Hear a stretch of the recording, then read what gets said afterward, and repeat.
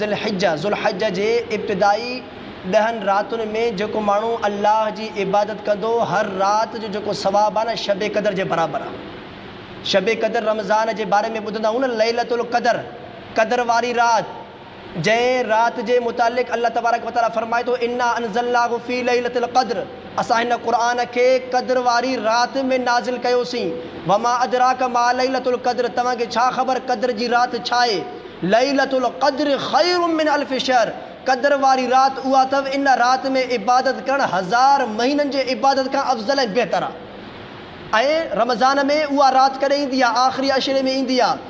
आख़िरी अशरे में बि अल्लाह जे रसूल सल्लल्लाहु अलैहि वसल्लम ने फरमायो त उनखे 21 वारे रातुनि में तलाश कयो।